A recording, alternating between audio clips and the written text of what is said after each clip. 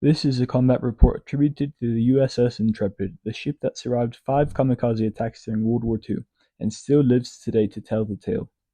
This is a document sent to the USS Independence from the Intrepid detailing 2 kamikaze strikes and information on how ships of her class can handle them better. This document was written on the 5th of December 1944, almost 80 years ago. Before I show you this incredible piece of history, let's talk a bit about the USS Intrepid and how it got to this point in time. The Intrepid was completed and launched on the 26th of April 1943, the 5th out of 24 Essex-class aircraft carriers. In January of 1944, after training, she left Pearl Harbor to join the Fast Carrier Task Force in the island-hopping campaign. She partook in many important battles, including striking Peleliu, participating in Operation Hailstone, the Battle of Kwajalein, sorry I mispronounced that, Okinawa, and the Battle of Leyte Gulf, as well as many others. But it was in late November, when operating over Luzon, that 2 kamikaze planes struck the Intrepid on the same day, only a month from the previous kamikaze attack. Sustaining damage, she left for San Francisco for repairs on the 20th of December. Let's now read the more significant parts of this document. Of 54 casualties and 10 missing, only 2 were lost on topside of flight deck. About 20 were killed in hangar deck. The remainder were in gallery and platform deck spaces. Most of those listed as lost were from the hangar deck. There are few reports of men in the after gun tubes jumping over the side in desperation, believing they were trapped. Coleman, our attack group commander, took all pilots and air crewmen out of ready rooms just after GQ was sounded, a good 35 minutes after the first attack, and led them to wardroom spaces below hangar deck.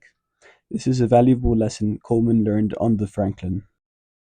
Many cases of suffocation from gallery and platform deck spaces. Further attacks would have been costly to exposed personnel on deck. Firefighting was handicapped by loss of fire marshal and repair 1 officer on hangar deck by second bomb explosion. My flight deck was entirely clear of planes except for 2. I had 75 in air. Strike 2C had just been launched and 2B was circling on the disposition. That left 19 on hangar deck, most of them fully gassed, none with bombs.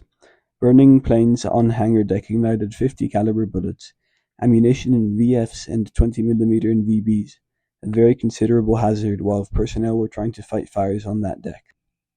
Both Japanese planes were identified as Zeeks. 1 tail cone from a Navy Type 250 kg bomb was recovered. It is assumed both bombs were identical. 1 20mm gun barrel was recovered from wreckage of one of the Japanese planes. Several rounds of belted ammunition, approximately the size of our 50 cal bullets, were recovered from wreckage. 1 Japanese parachute intact was picked up on bridge. The pilot of 1 Japanese plane was a second-class PO. Automatic weapons can set fire to suicide divers at short range, but it takes 5 to tear up and demolish a plane and prevent the success of the kamikaze. Those are the parts of this document that I found most interesting. If you want to read it all, you can just pause the video and zoom in. I recently interviewed a veteran that served on the USS Intrepid during the Vietnam War, and I also have lots of combat reports relating to its sister ship, the USS Independence, to read through. So like and subscribe and stay tuned. Thank you all for watching this first episode of If You Were There, and see you all in the next one.